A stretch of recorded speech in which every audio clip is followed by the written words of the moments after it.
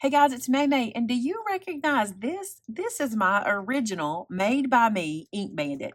This is a glitter container that I've had in my stash that I never use because I don't use glitter, but I added these rubber bands to it and I use it for when I'm mass production stamping. And here's what I mean.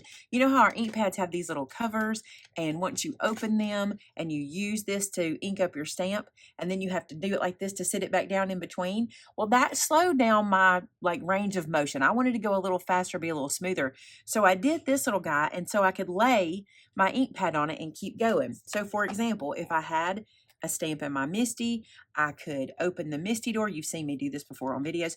Open the Misty door, grab my ink pad, stamp it or ink it up, and then put this right back over here. And it keeps the workflow so nice. Well, you guys have met my buddy Clack. I hope that you have. If you haven't met him, in the description below will be the link to his videos. He does woodworking, laser cutting, all kinds of good stuff. Go check him out. He did this in real life for me. So this is the one I made. These are the original rubber bands I put on here. They haven't even been changed. But Clack made us this. Now this one is mine, and I have decorated it very Maymay, but it also turned out very Disney. I am aware, but this is red, white, and black, my favorite colors. And I did this to decorate my Ink Bandit. Now we are offering these in the store now. I'm super excited. I want to show you what it'll come to you like, and then we're going to decorate one together. We're going to assemble one and decorate one together. So in your package, you're going to get 5 pieces. You're going to get the base. You'll get 2 long sides and 2 short sides. Okay, this is so easy to put together. Let's start with any side. Doesn't matter which one you start with. You will apply glue to the teeth of the product. Now, here's the deal. You don't want to apply glue to the long teeth. These are the ones that hold your rubber bands.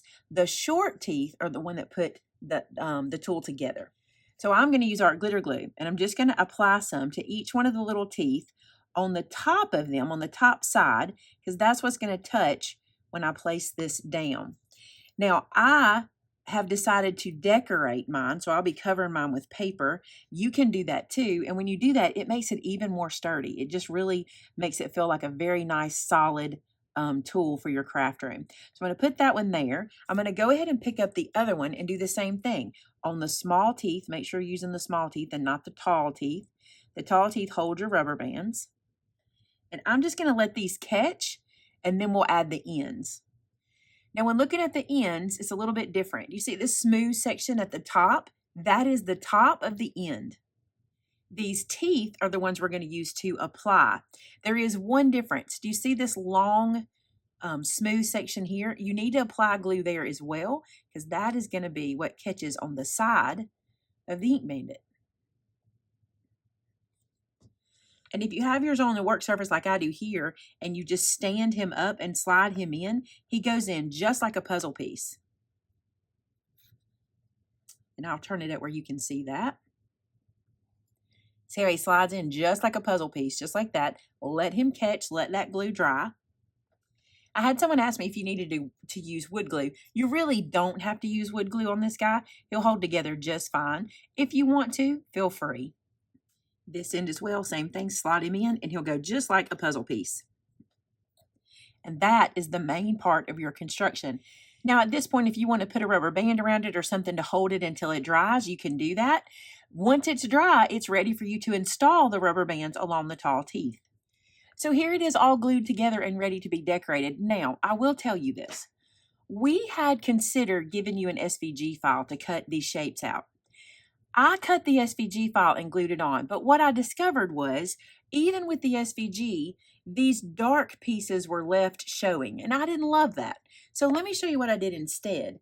Instead, I covered everything except the teeth. I don't mind the teeth being exposed. You can always cover them or paint them or cover them up if you want. I decided to do something like this and cover all the edges just so it'll be cute on my work surface. So let me show you how we're going to do it. Now, obviously, this one is mine because it's my colors, but this one we're going to do is done in Shannon's colors because this is going to be the one she uses at her work surface or her filming station. All right, let me show you all the pieces you'll need. Breaking in here to ask you to hit that red subscribe button. It's free. Also hit the bell button beside it. You can help me reach my big goal this year of 400,000 subscribers. Okay, back to crafting. So this little guy is 3.5 by 5, and he goes inside at the bottom. Now, some of the measurements are just a little bit short or a little bit long. It just depends on where they land, and you can edit them any way you need to. These are just the closest measurements to make it easy for you to do. So there may be a little wood showing here and there, but I'm going to show you what I did to hide all of that. So there's our base. Now let's do this. These short sides in here are 7/8 by 3.5. I'm going to glue those straight in. Now the long sides are 5 by 1 1/8. Now let's do the outsides. Let's do the bottom. The base is 3 7/8 by 5.5. And Shannon designed this one. These are her colors. She picked out all the little pages she wanted, and I think this looks really cute. You'll get to see two completely different colorways with our designs. The long sides here are 5.5 by 1 3/8. I apologize for all the 8s and the 7/8. Where that comes from is this tool that cuts this wood out works in millimeters. So sometimes it messes us up on the measurements I enjoy. You know I don't like 8s and 7/8. But I hope I've taught you well enough in all these years how to find them on your ruler. I'm adding some glue to the edges because I want to make sure I'm getting there, just for extra stability. Now our short sides are 3 7/8 by 1 1/4. Now for some fun, let me show you this. I'll show you on mine. You can see here how I have the little scalloped edge trim. What I did was I used my border punch and I just cut a strip that was 3/4 inches wide, border punched the top and the bottom. I'm going to point this out to you, top and the bottom, and then scored it in half and folded it. Now, when I showed this to Shannon, I suggested that she didn't even worry about doing the punching here because it's on the bottom and it won't show. It's always going to be sitting like this. It's not something you'll store sideways or anything like that. So we edited hers just a little bit, just to save a little time. So you can see here we scalloped the top, but we left the bottom straight. So these pieces are 3/4 by 5.5, and I'm going to fold this over. And I want to tell you another tip. When you're gluing this on to get good adhesion, make sure you crease this guy down. You'll find that it will stick to the box better, almost magnetically to the glue if you'll do this. It kind of wants to go into the box. So let me go ahead and fold this one as well. All right, these are going to go along our sides. And the way I did it was I added glue in a strip down the side. I added glue in a strip along the bottom. And then I also added just a little bit right at the fold, or right at the edge. So I just came in here just so that it will catch really well in here. And then I'm going to put the scalloped edge at the top. And see how folding it and creasing it makes it lean into the box? That's what you want. You want it to kind of want to attach. It's kind of, I want to lean in there. This is cute. So cute. You can see the bottom is going to be nice and neat and it's not ever going to be seen. So there we go. We'll do that side and the other. Now the side, same thing, but these guys are 3/4 by 3 7/8. And then again, punched and scored in the middle. Shannon said the fact that this is a little bit short is going to be fine. She's standing here. But I'll give you a tip. If you cut something slightly short and it just bothers you, if you get a marker the same color and just color inside of there, you'll never know. No one's going to judge that. We're going to use these just the same. Let's do the inside. This gets a little tricky. Let me show you. It's not tricky. It's just me being extra, I think. I wanted my scallop to run all the way to the edge, but this little guy was kind of in the way. So you see how I had to cut this short here and then wrap it around? Here's what I did. I made my little piece, and it's a little bit different. This piece is 1 inch, and then when you score it, let me show you. See if I can get it where you see the score lines. That's maybe better, maybe not. When you have a 1 inch piece, you're going to score it at 3/8 inch on one side, flip it around, and score it at 3/8 inch on the other. That's going to leave you a 1/4 inch gap in the middle, which is what we need to go over this little ledge. And here's what I did. I put this guy down like this, just kind of where he needs to be. And I took a pencil. You could even do it this way. Let's do it this way so it'll make more sense. Standing up may not to you guys. But you're going to line this up side to side, okay?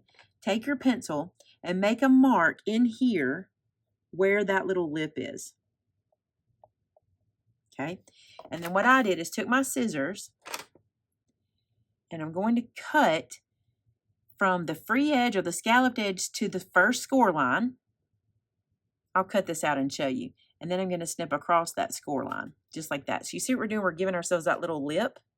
Same thing on this side, from the scalloped edge to the score line. Sorry, my hand's in the way. And I didn't do that one very straight. I want to do it again. I'm trying to be meticulous. This one's not for me. You know when you make something for somebody else, you try to do a better job? That's what I'm trying to do. All right, and so there's one side. Before we glue it down, let's go in and use it as our template for this side. And it really doesn't matter if these guys line up. You just need to make sure you have that same cut. But of course, Shannon's line up perfectly, right? Perfectly. Make the long cut first. Then I can just cut on the score line. All right, let's place it on. Here's how I did it. I'm going to go ahead and do all that folding and creasing. But with these guys, the more you fold and the tighter you crease, the better your glue will stay on. Well, I don't know if it's that. It's just the paper leans itself in. I also want to show you something else Shannon did, which I kind of wish I would have done. And I pointed it out to her because I was like, you might want to fix this. I did not scallop the inside of mine, and I think it needed it. I think it lost a little bit of the cutesy there. So she made sure she scalloped both sides, did the little scallop punch on both sides, and I think it needed it. I think it's going to be really cute. All right, you're going to add glue to this edge. I put some down inside. And then right behind it where that other little edge is going to go, your little scalloped edge is going to hang over. Is this extra? Probably, but it's so cute. And this is a tool you'll use forever, so take a little time and decorate it to match you and your craft room. Isn't that kind of fun? Make it look like your style or your craft room, because especially if you make it your style, when you take it on a crop, it'll be cute because you'll have yours that looks like you. Look how cute that is. And look at the inside with the scallop. It's so cute, right? Let's do the other side. Shannon's loving it. She's loving it. Okay, 2 more pieces. These little guys. These are the long sides here to kind of finish this area off. And these are 3/8 of an inch by 5.5. But what you might want to do, which is what we did, is we did a 3/4 inch piece, scalloped both sides, and then cut it in half in the middle to get our 2 pieces. Okay, so that just makes it a little easier. And this guy's going to go right up here to finish off this top. And you have your custom decorated Ink Bandit for all of your projects. Perfect for Christmas. Perfect for making all your Christmas cards, for all your Christmas projects, so that whenever you're using that ink pad over and over and over again, you're not having to open and close it. Or even take a chance of putting your hand in it. How many times have you done that? I cannot tell you how many times I've had ink right here from where I sit my ink pad. Look how cute that is. Such a cute finish there. You could wrap around these little sides too if you wanted to. We didn't. Looking back, it might be something we go back and do. I think it might be cute to make almost like little hinges that go around the side. I think that might be cute. But you do you. But I will tell you this. You got to show me. You know I'm going to want to see how you decorate your Ink Bandits, guys. You know I got to see it, because this is kind of a labor of love for all of us, but mostly a labor of love for Clack. We ordered 100 of these and they took days. These are slow. It's a slow process cutting these on the laser. It takes a long time. It takes a lot of product, but he got in there and got it done. And thank you guys so much for all your love that you shared to him, and how you played along with his little game when he attacked me with the payback from the Clack Shack. Thank you for that. That was so much fun. But now we've got them. So these are on the website. There is a standalone video for assembling them on the product page. So if you want to go back and watch that later, you can. But I hope you enjoy these. Let's put our rubber bands on. And all you do with your rubber bands is stretch them across the tall teeth. I want to show you the teeth. See that? You're just going to stretch them across. And these come in your kit. You get 6 in your kit. And you just stretch them across. Now, I got a little bit of ink on these, so I'm trying to be careful. I'm going to show you how the ink pad lays on it too. Look at that. Isn't that awesome? Okay, ink pad, you open it up, lay it on top. The reason I went with rubber bands, I've told this before, I didn't want to use string or yarn or anything cloth because I felt like it would pull the ink out of the ink pad. With this being rubber bands, we use rubber all the time. We stamp with rubber and it resists the ink. So I felt like this wouldn't pull ink from our ink pad. I had a question also, how do you keep the ink pad from drying out? This is not a storage solution. This is only for when you're stamping. So if you're sitting there stamping, rather than having to pick your ink pad up, turn it in your hand every time you use it, instead the motion becomes this, just like this, and I love it. All right, there's your Ink Bandit. If for some reason you want to make your own, I have a tutorial for that as well. You can do a shoebox lid, any shallow box, add some rubber bands, and you can get kind of the same thing. But I wanted to bring you one in case you wanted one like mine. So there's Shannon's, and I took my rubber bands out to show you. This is what mine looks like. All right, guys, thanks so much for being a part of this. If this sells out, we will bring them back. Again, they're handmade, so it'll just be a matter of time, but we will have them. It'll be something we try to keep in our store always. Thanks so much for being here with me today, and until next time, bye now.